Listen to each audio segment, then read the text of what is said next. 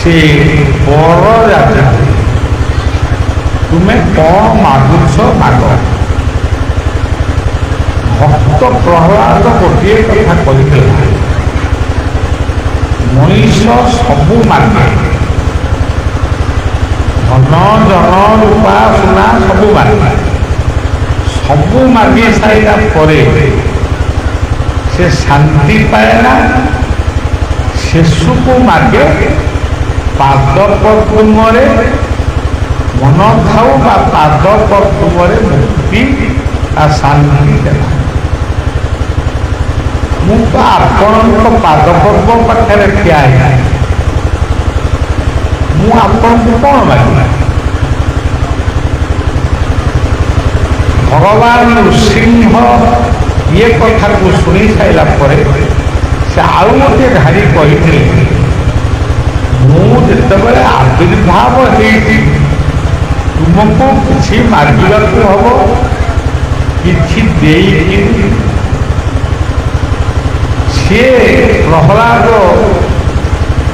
କଣ ଭାବିଥିଲେ, ସେ ମାଗିଥିଲେ ଗୋଟିଏ ସୁନ୍ଦର କଥା ଯେ ମୋ ବାପା ଯଦି ହରି ନାମକୁ, ହରିଙ୍କର ସ୍ୱରୂପକୁ, ହରିଙ୍କର ଅନୁଷ୍ଠାନକୁ ସେ ନିନ୍ଦା କରିବେ, ସେ ହରିଙ୍କ ପାଖରେ ଅପରାଧ କରିବେ, ତଥାପି ସେ ମୋର ବାପା। ତେଣୁ ମୁଁ ଆପଣଙ୍କୁ ଏତିକି ମାଗୁଛି, ମତେ ବରଂ ମୁକ୍ତି ଆପଣ ଦେବେ ନ ଦେବେ ସେ ଆପଣ କହିବେ, କିନ୍ତୁ ଆପଣ ମୋ ପିତାଶ୍ରୀଙ୍କୁ ବା ବାପାଙ୍କୁ ମୁକ୍ତି ଦିଅନ୍ତି। ନରସିଂହ ଅବତାର ପ୍ରହ୍ଲାଦଙ୍କୁ ଆଶୀର୍ବାଦ କରି କହିଲେ, ବର୍ତ୍ତମାନ ତମ ବାପା କୋଉଠି ଅଛନ୍ତି ନା ଆପଣଙ୍କ କୋଳରେ ଅଛନ୍ତି। ମୋ କୋଳରେ ତମ ବାପା ଅଛନ୍ତି, ତାମାନେ ବାପ ମାନଙ୍କର କୋଳରେ ସନ୍ତାନ ରହିଛି। ଏତିକି କଣ ଯଥେଷ୍ଟ ନୁହେଁ? ପୁଣି ଆହୁରି ମୁକ୍ତି ଶାନ୍ତି ଏତେ କଥା ବାନ୍ଧୁ।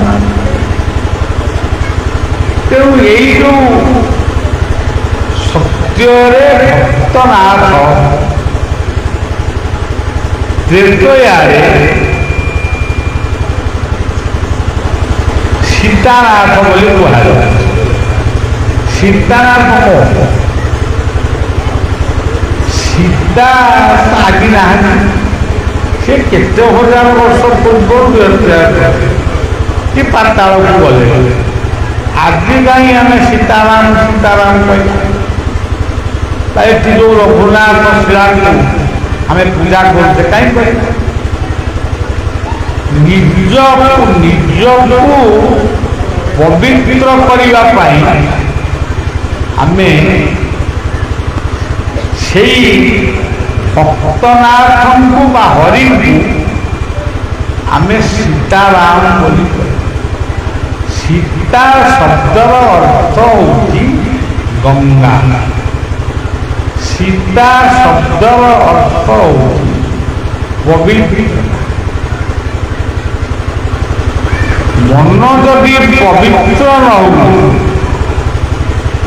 ଆମ କଥା ଯଦି ମଧୁର ବା ପବିତ୍ର ନ ହଉ, ଆମମାନଙ୍କର କର୍ମ ଯଦି ସତ ମାର୍ଗରେ ନ ଯାଏ, ଆମେ କେବଳ ରାମ ମନ୍ଦିର କରି ରାମ ରାମ ରାମ ରାମ କହିଲେ କଣ ଲାଭ? ସେଥିପାଇଁ ସମସ୍ତେ ସୀତାରାମ ଶବ୍ଦ ଉଚ୍ଚାରଣ କରନ୍ତି। ସୀତା କହିଲେ ନିଜେ ମୁଁ ପବିତ୍ର ହେବି, ମୋ ମନ ପବିତ୍ର ହବ, ମୋର ଶରୀର ପବିତ୍ର ହବ, ମୋର କଥା ପବିତ୍ର ହବ। ସେଥିପାଇଁ ମୁଁ କହୁଛି ସୀତା। ରାମ କହିଲେ କଣ? ଆନନ୍ଦ। ଜୀବନରେ ମୁଁ କୋଠା କରିବି, ଗାଡ଼ି କରିବି, ବାହାରକୁ ଯିବି, କୋଉଠି ବୁଲିବି, କ'ଣ ଖାଇବି, ଏଗୁଡ଼ାକ ସବୁ ମାନେ ମଣିଷ ଜୀବନରେ ଏଗୁଡ଼ାକ ଗୋଟାଏ କ୍ଷୁଦ୍ର ଚିନ୍ତା। କିନ୍ତୁ ପ୍ରକୃତରେ ପ୍ରତ୍ୟେକ ମଣିଷ ଜୀବନରେ କ'ଣ ଆବଶ୍ୟକ, ଯେଉଁ ଆବଶ୍ୟକ ପାଇଁ ଏଠି ଅଭିମନ୍ୟୁ ଭକ୍ତ ମହାପୁରୁଷ ଅଭିମନ୍ୟୁ ଏଠି ରାଧାମୋହନଙ୍କୁ କେନ୍ଦ୍ର କରି ସେ ପଦ୍ୟାବଳୀ ତାଙ୍କର ଗୋଟେ ସ୍ୱତନ୍ତ୍ର ଶାସ୍ତ୍ର ସୃଷ୍ଟି କରିଥିଲେ। ତେବେ ରାମ କହିଲେ ଆନନ୍ଦ। ପ୍ରତ୍ୟେକ ଜୀବନରେ ସବୁ ଥିଲେ ବି ଯଦି ଆନନ୍ଦ ନାହିଁ, ଶାନ୍ତି ନାହିଁ, ତାହେଲେ ଆମେ ଯେତେ ସୀତାରାମ କହିଲେ ବି ଲାଭ କିଛି ହବ। ଗୀତାରେ ସେଥିପାଇଁ ଗୋଟେ ବାଣୀ କହିଲେ, ଦୁଃଖେଷୁ ଦୁର୍ବିଘ୍ନ ମନା ସୁଖେଷୁ ବିଗତ ସ୍ପୃହ ବିତରାଗ ଭୟ କ୍ରୋଧ ସ୍ଥିତ ଦୁଃଖରେ ଯିଏ ଭାଙ୍ଗି ପଡ଼େ ନା, ସୁଖକୁ ଯିଏ ସୌଭାଗ୍ୟ ମନେ ନ କରି ତାର ଦୁରୁପଯୋଗ କରେ, ସେଇ ବ୍ୟକ୍ତି ହେଉଛନ୍ତି ପାପୀ। ସେମାନେ ଜୀବନରେ କିଛି ପାଆନ୍ତି, ଏମିତି ଗୋଟେ ଖାଇ ପିଇ ବୁଲି ଦୁନିଆରୁ ଯାଆନ୍ତି। ଆଜି ଅଭିମନ୍ୟୁ ଦେହରେ ନାହିଁ, ଗୋଟେ ସମାଧି ଭିତରେ ଅଛି। ତେଣୁ ଆମେ ସମାଧି ଭିତରକୁ ଅଛନ୍ତି ବୋଲି ଆମେ କହୁଛେ, କିନ୍ତୁ ଅଭିମନ୍ୟୁ ପ୍ରକୃତରେ କୋଉଠି ଅଛନ୍ତି? ତାଙ୍କ ଲେଖନୀ ଭିତରେ ସେ ଅଛନ୍ତି। ସିଏ ଯେଉଁ ଶାସ୍ତ୍ର ଲେଖି ଯାଇଛନ୍ତି, ରାଧାମୋହନଙ୍କୁ କେନ୍ଦ୍ର କରି ସେ ଯେଉଁ ପଦ୍ୟାବଳୀ ରଚନା କରି ଯାଇଛନ୍ତି, ଯେ ପର୍ଯ୍ୟନ୍ତ ସେ ପଦ୍ୟାବଳୀ ଏଇ ଭାରତ ଉତ୍କଳ ପୃଥିବୀରେ ରହିଛି, ଅଭିମନ୍ୟୁ ସେ ପର୍ଯ୍ୟନ୍ତ ଅମର ହେଇକି ଅଛନ୍ତି। ତେଣୁ ସତ୍ୟ ଆଉ ତ୍ରେତୟା ପରେ ଆଉ ଗୋଟେ ଯୁଗ ଆସିଥିଲା, ଆମେ ଦେଖିନୁ, ଆମେ ଶୁଣିଛୁ। ସେ ଯୁଗରେ ଠାକୁରଙ୍କ ନାମ ଥିଲା ଗୋପୀନାଥ। କେହି କହନ୍ତି ରାଧା ନାମ। ଗୋପୀନାଥ କିଏ? ଆମେ ଏଠି ଯେତେ ବଇଛେ ବା କିଏ ଯେଉଁମାନେ ବସିନାହାନ୍ତି, ଏଠିକି ଆସିନାହାନ୍ତି, ସମସ୍ତେ ହେଉଛନ୍ତି ଗୋପୀ। ଗୋ କହିଲେ ଇନ୍ଦ୍ରିୟ। ଯେଉଁମାନଙ୍କର ଇନ୍ଦ୍ରିୟ ଅଛି, ଯେଉଁମାନେ ଇନ୍ଦ୍ରିୟର ରସକୁ ପାନ କରିଛନ୍ତି, ସେଇମାନେ ହେଉଛନ୍ତି ଗୋପୀ। ଇଏ ଜଗତ ଯାକ ତାଙ୍କରି ରମଣୀ ବ୍ରହ୍ମାଣ୍ଡ ନାଥଙ୍କ ସେ ସହ ଧର୍ମ। ସେଇ ହେଉଛନ୍ତି ଗୋପୀନାଥ। ତେବେ ଏଇ ଯେଉଁ ସତ୍ୟରେ ଭକ୍ତନାଥ, ତ୍ରେତୟାରେ କବିନାଥ, ଦ୍ୱାପରରେ ଗୋପୀନାଥ, କଳି ଯୁଗରେ ଜଗନ୍ନାଥ, ଜଗତର ନାଥ। ଇଏ ସବୁ ଯାକ ଦର୍ଶନ ସେଇ ଛୋଟିଆ ମନ୍ଦିର ଭିତରେ ଅଛି। ସେଇଠି ରାଧାମୋହନ ଅଛନ୍ତି, ସେଇଠି ରଘୁନାଥ ଅଛନ୍ତି, ସେଇଠି ଜଗନ୍ନାଥ ଇଏ ହେଉଛି ଇଏ କ୍ଷେତ୍ରର ଗୋଟେ ସ୍ୱତନ୍ତ୍ର ଚିନ୍ତା, ସ୍ୱତନ୍ତ୍ର ଭାବ।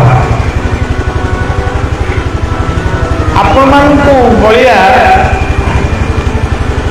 ଏତିକି ମନେ ପକାଇ ଦଉଛି, ଏଠି ଯୋଉ ରାଧାନାଥ ବା ଗୋପୀନାଥ ପୂଜା ପାଉଛନ୍ତି ତାଙ୍କ ନାଁ କି ରାଧାନାଥ ନୁହେଁ କି ଗୋପୀନାଥ, ତାଙ୍କ ନାଁଟି ହେଉଛି ରାଧା। ରାଧା କହିଲେ କାହାକୁ କହ? ରାଧା ଶବ୍ଦକୁ ଓଲଟେଇ ଦେଲେ ସେ ହୁଏ ଧାରା। ଧାରା ମାନେ ନିୟମ, ନୀତି, ନିଷ୍ଠା, ଇଏ ହେଉଛନ୍ତି ଧାରା। ଧାରାକୁ ଓଲଟେଇ ଦେଲେ ରାଧା। ରାଧା କିଏ? ଆରାଧୟତି। ଆମେ ଯୋଉ ସକାଳ ସନ୍ଧ୍ୟାରେ ପର୍ବପର୍ବାଣୀରେ ଆମେ ଯୋଉ ମାନେ ଆରାଧନା କରୁଛୁ, ପ୍ରାର୍ଥନା କରୁଛୁ, ରାଧା ମୋହନଙ୍କ ପାଖରେ ଆରତି କରୁଛୁ, କିମ୍ବା ଆମେ ଆମର ଗୁରୁ ମନ୍ତ୍ର ନେଉଛୁ, ସେଇ ଗୋଟିକ ହେଉଛି ରାଧା। ମୁସଲମାନ ଭାଇମାନେ କହିବେ ଆମେ ଯେ ରାଧା ଫାଧାକୁ ମାନୁ, କିନ୍ତୁ ସେମାନେ ଯୋଉ ନିର୍ଦ୍ଦିଷ୍ଟ ସମୟରେ ଆଲ୍ଲାହଙ୍କୁ ଡାକନ୍ତି, ନିର୍ଦ୍ଦିଷ୍ଟ ସମୟରେ, ସେଇ ହେଉଛନ୍ତି ରାଧା। ନିର୍ଦ୍ଦିଷ୍ଟ ସମୟରେ ନିର୍ଦ୍ଦିଷ୍ଟ ଶବ୍ଦ ସେମାନେ ଉଚ୍ଚାରଣ କରନ୍ତି, ସେଇ ହେଉଛନ୍ତି। ସେଇଭଳି ଭାବରେ ଆପଣ ଖ୍ରୀଷ୍ଟିଆନ ମାନଙ୍କର ଉପାସନା, ଶିଖ ମାନଙ୍କର ଉପାସନା, ବୁଦ୍ଧଙ୍କର ଉପାସନା, ଯିଏ ଯୋଉ ମନ୍ତ୍ର ଯେତେବେଳେ ସେ ଭଜନ କରୁଛି ସେଇ ହେଉଛନ୍ତି ରାଧା। ଆରାଧୟତି, ତାକୁ ଓଲଟେଇ ଦିଅନ୍ତୁ ଧାରା। ଇଏ ଜଗତଟା, ଇଏ ପୃଥିବୀ ଗୋଟେ ଧାରାରେ ଚାଲିଲା। ଗ୍ରୀଷ୍ମ ପରେ ବର୍ଷା, ବର୍ଷା ପରେ ଶୀତ, ଶୀତ ପରେ ହେମନ୍ତ, এই ଯେଉଁ 6ଟି ଋତୁ ଆମେ ଭୋଗ କରୁଛୁ, ମାନେ ଗ୍ରୀଷ୍ମ ଋତୁ ମାନେ ଗ୍ରୀଷ୍ମ ଋତୁ, ବର୍ଷା ଋତୁ ମାନେ ବର୍ଷା ଋତୁ, ବସନ୍ତ କହିଲେ ବସନ୍ତ ଋତୁ, ଶୀତ କହିଲେ ଶୀତ ଋତୁ। এই ଯେଉଁ ପ୍ରକୃତିର ଧାରା, এই ହେଉଛନ୍ତି ରାଧା। ଖାଲି ଏତିକି ବି ନୁହେଁ, ପ୍ରକୃତିର ଧାରା। ବର୍ତ୍ତମାନ ଭାରତ ବର୍ଷ ସ୍ୱାଧୀନ ହେଲା। ସ୍ୱାଧୀନ ଭାରତ କେମିତି ପରିଚାଳିତ ହେବ, ସେଥିପାଇଁ ଗୋଟେ ସ୍ୱତନ୍ତ୍ର ସମ୍ବିଧାନ ତିଆରି ହେଲା। ଆମ ସମସ୍ତଙ୍କୁ ଗୋଟେ ସମ୍ବିଧାନ ବାଟ ଦେଇ ମାନେ ଚଳିବାକୁ। ଆମ ସମ୍ବିଧାନ ହେଉଛି ଆମ ପାଇଁ ରାଧା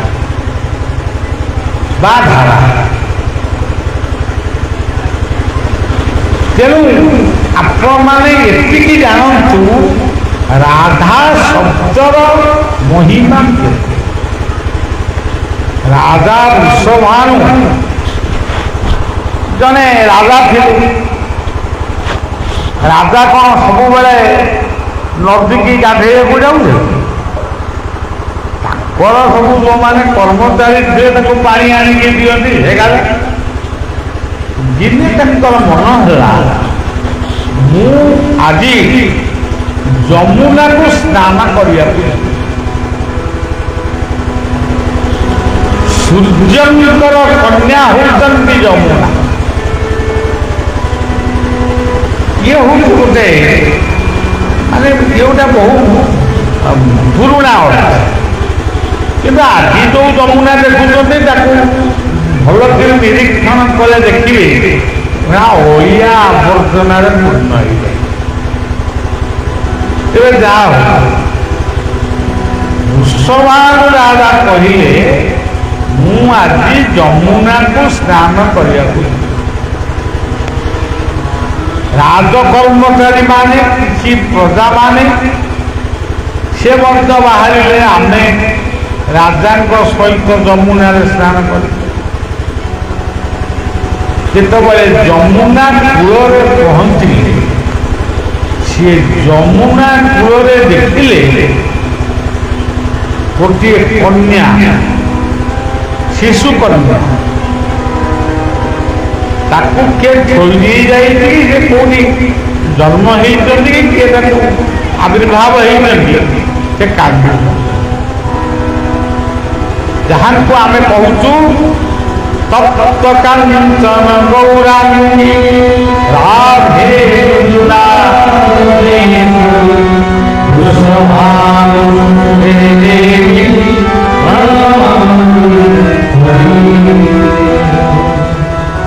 ରାଜା ନଦୀରେ ସ୍ନାନ କରି ତାଙ୍କର ସନ୍ତାନ ସନ୍ତତି ନଥିଲେ କନ୍ୟା ରତ୍ନଟିକୁ ଦେଖି ସିଏ ଆଉ ଛାଡ଼ିକିରି ଆଇଲେ, ତାକୁ ନେଇ ଆସିଲେ ରାଜପ୍ରାସାଦ ଭିତରେ ରଖିଲେ। ଜଣେ ରାଜା ଘରେ ଜନ୍ମ ହେଇଥିବା କନ୍ୟା ସିଏ ବାହାରେ ଯାଇକି କଣ ବୁଲି ପାରିବେ? ସମସ୍ତଙ୍କ ସାଙ୍ଗରେ କଣ ସେ ମାନେ ଯେମିତି ସାଧାରଣ ଭାବରେ ସେ ଖେଳି ବୁଲି ପାରିବେ? ସେ ନିଶ୍ଚୟ ଗୋଟେ ନିୟମ ଭିତରେ ରହିବ। ଯେହେତୁ ସେ କନ୍ୟା, ଆଜି ସବୁ ସେ କଥା ବିଗିଡ଼ି ଯାଏ, ସେ କଥା ଆଉ ମାନେ କିଛି। ରାଧା ସେଇ ବୃଷଭାନୁଙ୍କର ରାଜବାଟୀ ଭିତରେ ରୁହନ୍ତି, କିନ୍ତୁ କାନରେ ଶୁଣନ୍ତି ଗୋଟିଏ ଶବ୍ଦ, ଯେଉଁ ଶବ୍ଦଟି ସମସ୍ତେ ସେ ଶବ୍ଦଟିକୁ ଉଚ୍ଚାରଣ କରେ। ସେ ଶବ୍ଦଟି କଣ? କୃଷ୍ଣ। ସେ ଶବ୍ଦଟି ହଉଛି କୃଷ୍ଣ। ଆଉ କିଏ କହନ୍ତି କାହ୍ନା, ଆଉ କିଏ କହନ୍ତି ମୋହନ। ତାଙ୍କର ନୀଳାମୃତକୁ ରାଧାରାଣୀ ମନ ଦେଇ ଶୁଣନ୍ତି। ରାଜପ୍ରାସାଦ ଉପରେ ଠିଆ ସିଏ କୃଷ୍ଣଙ୍କର ଲୀଳାକୁ ଅନେକ ସମୟରେ ଦର୍ଶନ କରନ୍ତି। ଏଇ ଯୋଉ କଥା ସମୟ ଗଡ଼ି ଚାଲେ, କଥା ସ୍ମୃତି ହେଇ ରହିଲା। ଆଜି ଅଭିମନ୍ୟୁ ଦେହରେ ନାହାନ୍ତି, ଅଛନ୍ତି ରାଧା ମୋହନଙ୍କର ପ୍ରତିମୂର୍ତ୍ତି ଅଛି ଏଇ ବାଲିଆ ଗ୍ରାମ। ଇଏ ରହିଛି ଆଉ ରହିବ। ଆମେ ସବୁ ଆଜି ଅଛୁ କାଲି କରିବୁ। ତେଣୁ ସଜ୍ଜନ ଠାକୁର ସେଇ ମୋହନ ମୂର୍ତ୍ତି ଯେତେବେଳେ ଭାବିଛନ୍ତି ପୂର୍ବଜନ୍ମ କଥା ବା ଅନେକ ଜନ୍ମ ତଳର କଥା, ଋଷିମାନଙ୍କୁ ସେ କହିକିରି ଆସିଥିଲେ ମୁଁ ଦ୍ୱାପର ଯୁଗରେ ଯେତେବେଳେ କୃଷ୍ଣାବତାର ହେବି ତମମାନଙ୍କ ସହିତ ମୋର ସମ୍ପର୍କ। ବର୍ତ୍ତମାନ ସେ ସମୟ ସେଇ କଥାଟାକୁ ସେ ମନେ ପକାଏ ଏବଂ ସେ ଚିନ୍ତା କଲେ ସେଇ ରାହାସ ବା ଗୋପୀମାନଙ୍କ ସହିତ ମୋର ରାସଲୀଳା ଶେଷ କରି ମୁଁ ମଥୁରାକୁ ପଳେଇ, ସେଠି ମୋର ବାପ ମା ଅଛନ୍ତି। ତେଣୁ ସେ ରାହାସ ହେଲା ଏବଂ ସେ ମଥୁରାକୁ ଗଲେ। ମୁଁ ତାକୁ ଲମ୍ବେଇକରି କହୁଛି, ସଂକ୍ଷିପ୍ତରେ କହୁଛି। ଅକ୍ରୁର ରଥ ପଠେଇଛନ୍ତି, ତା ଦେହରେ ରଥ ଚଢ଼ିଲା ବାଲା ବି ପଠେଇଛନ୍ତି, ଅଂଶ ପଠେଇଛନ୍ତି। ଅକ୍ରୁର ହେଉଛନ୍ତି ଚାଳକ, ଅକ୍ରୁର ତା ମାନେ ଆମ ସମସ୍ତଙ୍କ ଜୀବନ ରଥ ହେଉଛି ନନ୍ଦିଘୋଷ। ଆମ ଜୀବନ ନନ୍ଦିଘୋଷର ଚାଳକ ହେଉଛନ୍ତି ଅକ୍ରୁର। ଅକ୍ରୁର ମାନେ ଯେଉଁଠି ନିଷ୍ଠୁରତା ନାହିଁ, ହିଂସା ନାହିଁ। ये जीवन दर्शन कथा से रथरे बसिଛନ୍ତି कृष्ण ଆଉ बलराम। राधाराणी से प्रथम दिन राजबाटी की छाड़ी कृष्ण मथुरा को पलैबे, सी आउ फेरबे। मुझे कृष्ण सहित 2 मिनिट जीवन में जहाँ गोटे भल पाई मुझे कथा है। गोटे निर्जन निरोड़ा स्थान में राधाराणी ठिया जिते रथ जाऊँगी कृष्ण रथ को अटकैले एवं देखिले राधा ठिया राधा को जाई पचारे एथि कहीं ठिया। राधा कहे मु तुमको विदाय देवाई ठिया, मु तुमको शेष थर देखा ठिया। से मायाधर विषय मिछ कहते गोटे माया कहीदे तो 7 दिन पर फेरी राधाराणी आखिर लुह जोटा परवर्ती समय से आखिर लुह चैतन्य अवतार। अभिमन्यु होते गौड़ीय वैष्णव कवि, से चैतन्य देहरे राधांकर से कारुण्य भावटा चैतन्य पाखरे शेष पर्यंत देखाई। चैतन्य सब कांदुले, कौटी कांदुले जगन्नाथ पाखे कांदुले। जितेबाला जगन्नाथ रथ उपर आसती रथारूढ़ हुंती, चैतन्य कीर्तन कर नाचती आउ कांदती। चैतन्य होती राधांकर आउ गोटे अवतार।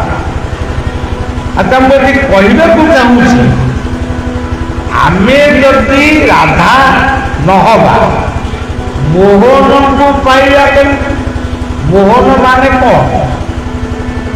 जेउठी मोह नहीं, जेउठी माया नहीं, जेउठी काम क्रोध लोभ अहंकार ईर्ष्या ये सब किछि नहीं, से होती मोहन। तेणु कृष्णंकर वंशीर नाम थिला मोहन। कृष्ण कौन बंशी जा बजार किणी आनिकी धरिक बुलूले? जमुना कूल कदम्ब गछ मूल बसिक बजौले से सब कथा। एटी अभिमन्यु पीठे आमर कदम्ब वृक्ष कहले आम ये करमंगा गछ, जो करमंगा गछ कूल अभिमन्युंकर साहित्य आरंभ होता। ତେଣୁ କୃଷ୍ଣଙ୍କର ଏଇ କରମୁଣ୍ଡଟା ସେଠି ଦ୍ୱାପର ଯୁଗରେ ହେଇଥିଲା କଦମ୍ବ। ସେ କଦମ୍ବ ମୂଳରେ ତ୍ରିଭଙ୍ଗୀ ଛନ୍ଦରେ ଏଇ ଯୋଉ ମୋହନ ବସିଛନ୍ତି ତାଙ୍କୁ ଆପଣମାନେ ପଚାରିବେ, ମୁଣ୍ଡ ପଳେଇବି ସବୁଦିନ କ'ଣ ଆସିବେ। ଆପଣମାନଙ୍କ ଅଞ୍ଚଳର ମୋହନକୁ ଆପଣ ଯୋଉଦିନ ମନ ହବ ପଚାରିବେ, ତାଙ୍କର ଯୋଉଦିନ ଇଚ୍ଛା ହବ ସେ ଆପଣଙ୍କୁ ବୁଝେଇବେ। ମୋହନ ଯଦି ଆପଣମାନେ ଯଦି ମୋହନ ରାଧା ସେଠିକି ଆସିବେ କେମିତି? ଆମ ଭିତରେ ତ ପ୍ରଚଣ୍ଡ ମୋହ। ଆମେ ଏଇଠି ବଇଛେ ମନେ ପକଉଛେ, ଆରେ ମୋ ନାତିଟା କ'ଣ କରୁଥିବ, ଆରେ ମୋ ପୁଅଟା କୁଆଡ଼େ ଗଲା, ଆରେ ମୋ ଚାବି ଦେଇକି ଆସିଛି କି ନାହିଁ, କାଳେ କିଏ ଚୋର ପଶିଯିବ। ତେଣୁ ରାଧା ମୋହନକୁ ଆମେ ସେମିତି ପାଇବାନି। ପ୍ରଥମେ ରାଧା ରୂପୀ ଆହ୍ୱାନ ବା ଆରାଧନାକୁ ଜୀବନର ଶ୍ରେୟ ବୋଲି ମନେ କରିବା ଏବଂ ଯେତିକି ମୁହୂର୍ତ୍ତ ତାଙ୍କୁ ଡାକିବା ବା ପ୍ରାର୍ଥନା କରିବା, ସେତେବେଳେ ଆମେ ଆମ ମନଟା ମୋହନ ହବ। ଆମ ଠାକୁର ଅଭିରାମ ଗୋଟେ ଭଲ ଶବ୍ଦ ଦେଇଛନ୍ତି, ମନ ମୋହନ ମୂରତି। ମୋହନ ହେଲେ ଆମେ ମୋହନ ହେଲେ ଆମେ ପାଇବା ରାଧାଙ୍କର। ଅଭିମନ୍ୟୁ ପାଇଥିଲେ, ଖାଲି ମନକୁ ପାଇନଥିଲେ, ସେ ମୋହନ ହବା ପରେ ସେ ରାଧା ମୋହନଙ୍କୁ ବା ରାଧା ମୋହନଙ୍କ ତତ୍ତ୍ୱକୁ ସେ ବିଶ୍ଳେଷଣ କଲେ। ସେ ରାଧା, ସେ ନିଜେ ରାଧା, ଦେଖିଲେ ମୋହନଙ୍କ କଥା। ରାଧା ପଞ୍ଚ ସଖାଙ୍କ ପରେ କୃଷ୍ଣଙ୍କୁ ଆଉ କେହି ହରି ବୋଲି ପ୍ରାୟ ସମ୍ବୋଧନ କରିନାହାନ୍ତି। ଯଦି କରିଛନ୍ତି, କିଏ କୋଉଟା କରିଦିଅ, ମୋ ଆଖିରେ କାହିଁ ପଡ଼ିବ। କିନ୍ତୁ ଏ ପଞ୍ଚସଖାଙ୍କ ଯୁଗରେ ଜଗନ୍ନାଥ ଦାସ କୃଷ୍ଣଙ୍କୁ ହରି ବୋଲି ସମ୍ବୋଧନ କରିଥିଲେ। ତାପରେ ଦ୍ୱିତୀୟ ମହାପୁରୁଷ ହେଉଛନ୍ତି ଅଭିମନ୍ୟୁ। ସେ ହରି ଶବ୍ଦ କୃଷ୍ଣଙ୍କୁ ହରି ବୋଲି କହିଲେ। ଆପଣମାନେ ଯୋଉ ପଦଟିକି ପଢୁଛନ୍ତି, ବର୍ତ୍ତମାନ ଆମର ଶରତ ବାବୁ ପଢୁଥିଲେ ସେଇ ପଦଟା, ସେଇ ପଦ ଭିତରେ ବହୁତ କଥା ଅଛି। ସତ୍ୟରେ ନରହରି, ତ୍ରେତୟାରେ ହରି କହିଲେ ହନୁମାନ, ଦ୍ୱାପରରେ ରାଧା ହରି, କଳି ଯୁଗରେ ଗୌର ହରି ହରି ବୋଲ।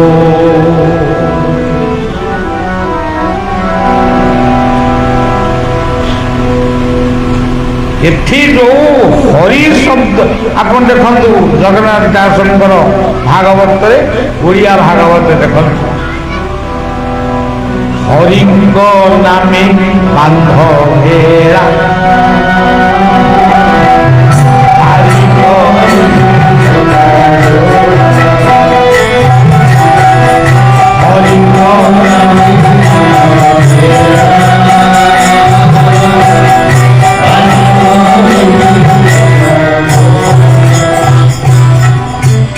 সেই চক্কা দোড়ানকে জগন্নাথ দাস কইলে হয়,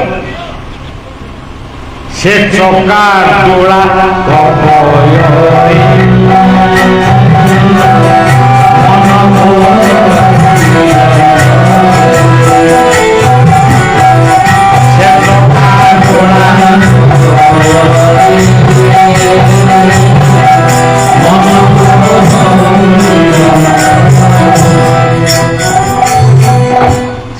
କଥାର ଆଭାସ ଅଭିମନ୍ୟୁଙ୍କ ପାଖରେ ପହଞ୍ଚୁଛି। ସେ ଲେଖିଛନ୍ତି ଯୋଉଟା ଆପଣମାନେ ଜାଣିଛନ୍ତି, ମୁଁ ତାକୁ ଆଉ କହିକିରି ମାନେ ଇଏ କରୁନାହିଁ, ଆପଣ ତ ଜାଣିଛନ୍ତି ଆଉ କହିବି କଣ। ତାକୁ ଆମେ ଯେମିତି ଭାବୁଛୁ,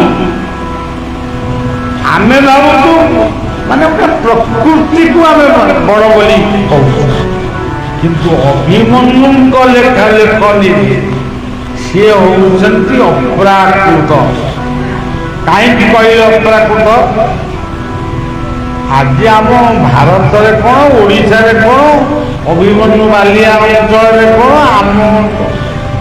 ଆମ ତ ସବୁ ଅଞ୍ଚଳରେ ଆଜି ଦେଖିବେ ଖାଲି ମନ୍ଦିର, ଯୁଆଡ଼କୁ ଅନେଇବେ ଖାଲି ମନ୍ଦିର। କିନ୍ତୁ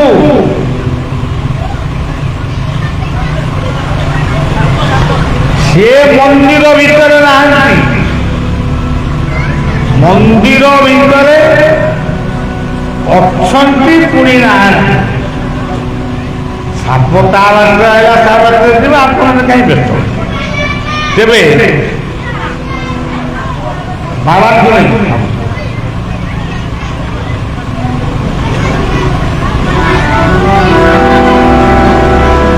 ସଜ୍ଜନ ସେଇ କଥାକୁ ସେ କହୁଛନ୍ତି ନା,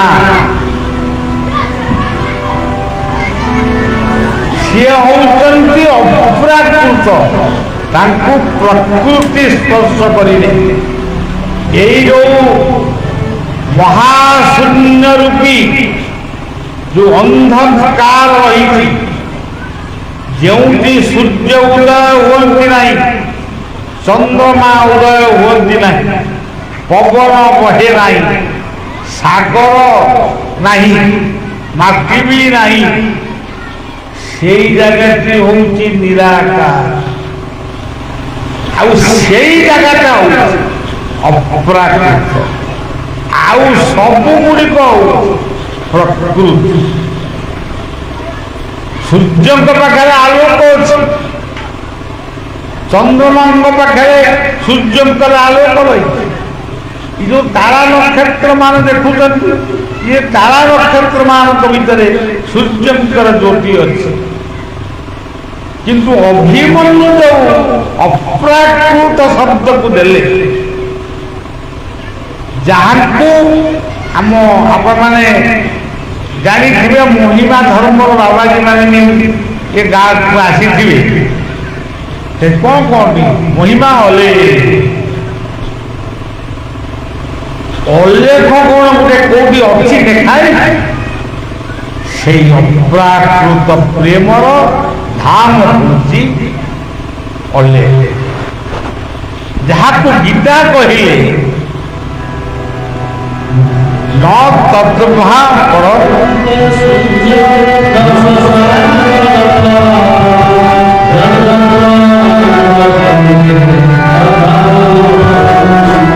ଯେଉଁଠାକୁ ସୂର୍ଯ୍ୟ ଚନ୍ଦ୍ରାଦି ଦେବତା ମାନେ ଗଲେ ବି ଫେରନ୍ତି ନାହିଁ, ସେଇ ଯୋଉ ନିରାକାର ଆଉ ଅନ୍ଧକାର, ସେଇ ଅନ୍ଧକାର ରୂପୀ ନିରାକାରଙ୍କ ଭିତରେ ଗୋଟିଏ ଅଦୃଶ୍ୟ ଜ୍ୟୋତି, ଠିକ ଦେଖିବାକୁ ଦୀପ ଭଳିଆ। ଆପଣମାନେ ଯୋଉ ଦୀପ ଜାଳୁଛନ୍ତି, ସେମିତିଆ ଗୋଟେ ଦୀପ ସେ ଅନ୍ଧକାର ଭିତରେ ଜଳୁଛି, ତାକୁ କେହି ଦେଖିପାରୁନି। କିନ୍ତୁ ସେ ଦୀପର ଜ୍ୟୋତି ଇଏ ସମଗ୍ର ଜଗତକୁ ଚଳଉଛି, ଖାଲି ପୃଥିବୀ। ତେଣୁ ସଜ୍ଜନ ଅଭିମନ୍ୟୁଙ୍କର ସେଇ ଶବ୍ଦଟି ଅପ୍ରାକୃତ ପ୍ରେମ, ଅପ୍ରାକୃତ ଧାମ ହଉଛି ସେଇ ନିରାକାର। ତାପରେ ସେ କହୁଛନ୍ତି କାଳେ ଲୋକ ଆଉ ଇଏ ଅବତାରୀ ମାନଙ୍କୁ କାଳେ ମାନିବେନି, ତେଣୁ ସେ ତା ପରପଦରେ ଲେଖୁଛନ୍ତି ଅବ୍ୟକ୍ତ। ଏ ଯୋଉ ଗୀତାର ଶବ୍ଦ ଅବ୍ୟକ୍ତ ଦିନେ ଭୂତାନି ବ୍ୟକ୍ତମଧ୍ୟାନି অব্যক্তানি সেই অব্যক্ত অপ্রাকৃত রাম ଅବତାର ମାନେ ଆସନ୍ତି।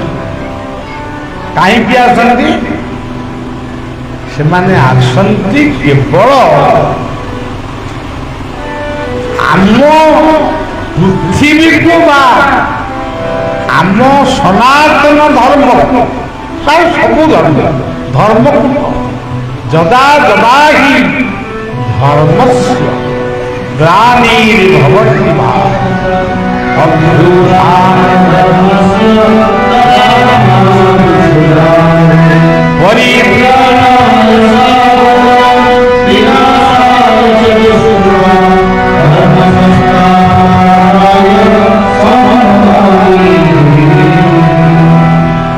ସେଇଠୁ ସମସ୍ତେ ଆସନ୍ତି। ମୁଁ ବି ସେଇଠୁ ଆଇଛି, ଆପଣମାନେ ବି ସେଇଠୁ ଆଇଛି, ଅଭିମନ୍ୟୁ ମଧ୍ୟ ସେଇଠୁ ଆଇଛି। ଗୀତାର ସ୍ପଷ୍ଟ କହିଲେ ମମୈବାଂଶ ଜୀବ ଜୀବ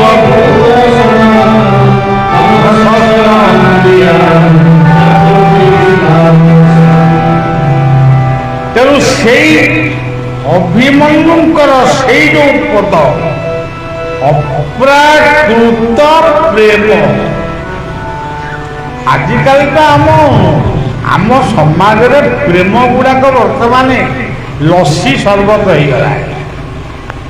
ପ୍ରେମ କରୁ କରୁ କିଏ ଗାଁକୁ ମାରି ଦଉଛି, ହାଣି ଦଉଛି, କିଏ ଗାଁକୁ ମାନେ କଣ ଏମିତିକି ମାକୁ ବାପାକୁ ବି ମାରି ଦଉଛି।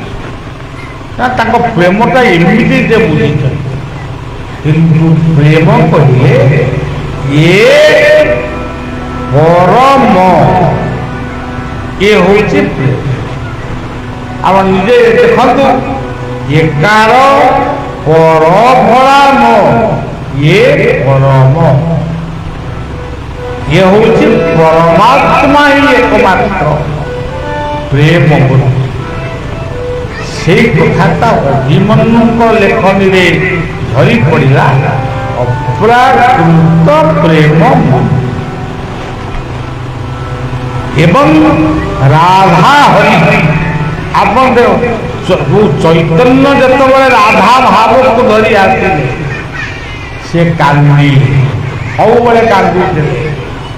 ଜଗନ୍ନାଥଙ୍କ ପାଖରେ ବେଶୀ କାନ୍ଦିଲେ। କାହିଁକି? ଜୟ ଜୟ କୃଷ୍ଣ ଜଗନ୍ନାଥ, ଜୟ ସର୍ବାଗନାଥ। ଜଗନ୍ନାଥ ହଉଛନ୍ତି କୃଷ୍ଣଙ୍କର ଶରୀର। ତେଣୁ ସେ ଜଗନ୍ନାଥଙ୍କ ଧାମକୁ ଛାଡ଼ିକି ଗଲେ ନାହିଁ, ନବଦିନ ଗଲେନି। ଏବଂ ଯେଉଁଠି କୃଷ୍ଣ ସେଇଠି ଜଗନ୍ନାଥ, ସେଇଠି ଚୈତନ୍ୟ, ସେଇଠି ରଘୁନାଥ। ଆଜି ବି ଆପଣ ଦେଖିବେ ବେଢ଼ା ହନୁମାନ, ହରି କହିଲେ ହନୁମାନ। ପୁରୀରେ ଗୋଟେ ହନୁମାନ ଅଛନ୍ତି, ସମୁଦ୍ରକୁ ଚାହିଁକି ସେ ଅଛନ୍ତି। ତାଙ୍କ ନାଁ ହଉଛି ବେଢ଼ା ହନୁମାନ। ଆହୁରି କେତେ ହନୁମାନ ଅଛନ୍ତି।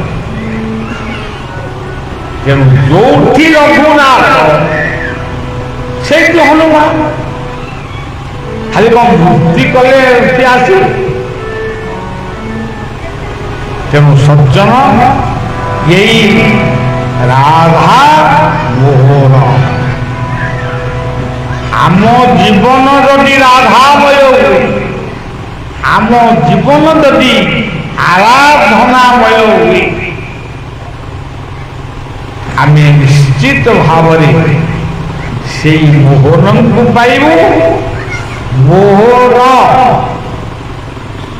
ଥିଲେ ଗୋକୁଳ, ଜନ୍ମ ହେଲେ ମଥୁରାରେ, ଆସିଲେ ଗୋକୁଳ, ଗୋକୁଳରୁ ଗଲେ ନନ୍ଦଗାଁও, ନନ୍ଦଗାଁରୁ ଗଲେ ପୁଣି ମଥୁରା, ତାପରେ ଗଲେ ଦ୍ୱାରିକା, ଆଉ ତାପରେ ଯାରା ସବର ନିହତ ହେଇକି ଗଲେ ସ୍ୱର୍ଗକୁ। ଆଉ ତାଙ୍କର କାହା ପ୍ରତି ମୋହ ନଥିଲା।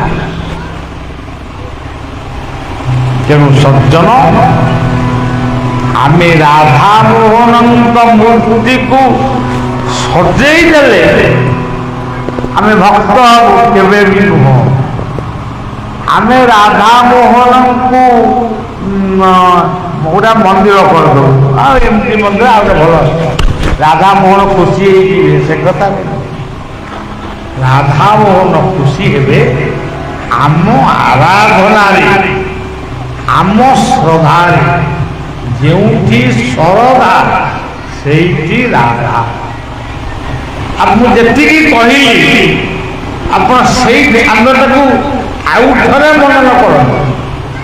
ତାରି ଭିତରେ ସବୁ ଅଛି, ଆଦି ଅନାଦି କାରଣ। ଯେ ସବୁ ଯାକ ଶବ୍ଦ, ଯେତେ ଗୁଡ଼ା କଥା ମୁଁ କହିଲି ସେ କଥା ଗୁଡ଼ାକ ସବୁ ତାଙ୍କରି ଶବ୍ଦ, ସନାତନ ଶବ୍ଦ। କିନ୍ତୁ ଆମେ ଖାଲି ବାହ୍ୟ କଥାରେ ମାପି। ବୃନ୍ଦାବନଟା 84 କୋଶ ବୋଲି କଣ କହୁଥିଲେ, ମୁଁ ତ ମାପିନି, ସେଟା କହୁଥିଲି 84 କୋଶ। ତେବେ ଏଇଠି ଆମେ ଶୁଣିଲୁ ଏଠି ବି 84 ଏକର। ଏ 84 କଣ? ଏ 84 ହଉଛି ଚିତ୍ତ। ଏଇ ଯୋଉ 84 ହଉଛି ଆପଣଙ୍କର ଚିତ୍ତ ବେରିଛି ସିନା 84। ଚିତ୍ତ ତୁ ଦିଅ ନୀଳ ଗିରିବାସ।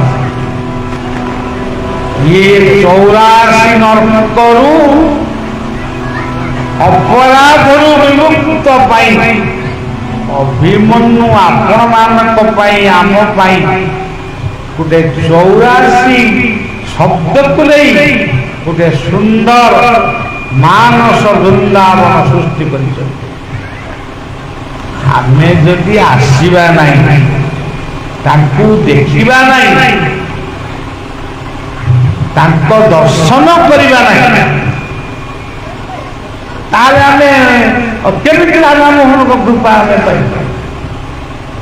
ଯେଉଁ ମନ୍ଦିରରେ ରାଧା ମୋହନ, ସେଇ ମନ୍ଦିରରେ ରଘୁନାଥ, ସେଇ ମନ୍ଦିରରେ ଜଗନ୍ନାଥ, ଏବଂ ସେଇ କ୍ଷେତ୍ରରେ ରହିଛନ୍ତି ପୌର୍ଣ୍ଣମାସୀ। ଯେଉଁ ପୌର୍ଣ୍ଣମାସୀଙ୍କ ପାଇଁ ରାଧାକୃଷ୍ଣଙ୍କର ମିଳନ ହେଇଥିଲା। ଏଇଠି ଅଛନ୍ତି ଶିବ। ଇଏ ଶିବ କିଏ? ଇଏ ପ୍ରକୃତରେ ଇଏ ଶିବ ହଉଛନ୍ତି ଗୋପେଶ୍ୱର। ଭଗବାନ କୃଷ୍ଣ ଶିବ ରୂପରେ ପୂଜା ପାଉଛନ୍ତି ନିଧୁବନ ନିକଟରେ ଗୋପେଶ୍ୱର। ଆମକୁ ରାଜନୀତି କରିଯାଉଛି, ବ୍ୟବସାୟ କରିଯାଉଛି, କଳିକଜିଆ କରିଯାଉଛି, ମଦଟା ଆମେ ସର୍ବତ ପଳେଆ ପିଉଛୁ। ଆମେ କଳିକଜିଆ କରିବା ଠାରୁ ହଣାହଣି ପର୍ଯ୍ୟନ୍ତ ଆମକୁ ସବୁ ଆଉଛି, ଆମେ ସବୁ କରିପାରୁଛୁ। କିନ୍ତୁ ସେଇ କଥାଟି ଆମର ଭୁଲ। ଆମେ ଆମ ପାଇଁ ସିଏ ଯାହା ଛାଡ଼ି ଯାଇଛନ୍ତି, ଯେଉଁ ମାଟି, ଯେଉଁ ପାଣି, ଯେଉଁ ପବନ ଛାଡ଼ି ଦେଇଗଲେ, ଆମେ ସେ ମାଟି, ପାଣି, ପବନକୁ ସମ୍ମାନ କରୁ। ତେଣୁ ସେଇ ମହାପୁରୁଷ ଅଭିମନ୍ୟୁଙ୍କୁ ମୋ ମନରେ ମୋର ଗରୁଡ଼ ବୋଲି ଭାବିଛି। ମୁଁ ସେଇ ଗରୁଡ଼ ସ୍ୱରୂପୀ ଅଭିମନ୍ୟୁଙ୍କୁ ଚିନ୍ତା କରି ରାଧା ମୋହନଙ୍କୁ ପ୍ରଣାମ ଜଣାଉଛି, ସମସ୍ତଙ୍କର ଶୁଭକାମନା କରୁଛି। ମୋତେ ଜମା କହି ଆସୁନି, ମୋ ଜିଭଟା ଏମିତି ହେଇଯାଇଛି, କ'ଣ ଗୋଟେ ମାନେ ମୁଁ ଭାବି ମୋର କ୍ୟାନ୍ସର ଫ୍ୟାନ୍ସର ହେଲା କି। ତେଣୁ ସିଏ ଯେତେ ଲୁଣ ପାଣି ପୁରୀ କର, ସେ ଯେତେ କର, ଜୀବ ସେମିତି ପଡ଼ୁଛି। କିଛି ଖାଇନି, ଆଜି ମଧ୍ୟ ମୁଁ କିଛି ଖାଇନି। ତେଣୁ ସଜ୍ଜନ, କିନ୍ତୁ ରାଧା ମୋହନଙ୍କ ଦର୍ଶନରେ ମନ ଆନନ୍ଦ ସୃଷ୍ଟି ହେଲା। ପୁଣି ଯଦି ସୁସ୍ଥ ଥିବି, ବଞ୍ଚି କରିଥିବି, ପୁଣି ମଧ୍ୟ କେତେବେଳେ ଆସିବ। ଆଉ ସବୁ ବର୍ଷ ଗୋଟେ ଆସିବା ଇଏ ପ୍ରତିଜ୍ଞା ମୁଁ କରିପାରିବିନି, କିନ୍ତୁ ରାଧା ମୋହନଙ୍କର କୃପା ଏ ଅଞ୍ଚଳ ପାଇଁ, ଏ ଦେଶ ପାଇଁ, ରାଜ୍ୟ ପାଇଁ ଇଏ ସବୁବେଳେ ବର୍ଷଣ ହଉ, ଏତିକି ପ୍ରାର୍ଥନା କରି ବଢ଼ିଆ କଥାକୁ ବିଶ୍ରାମ କରୁଛି। ସେ ନାମଟି କର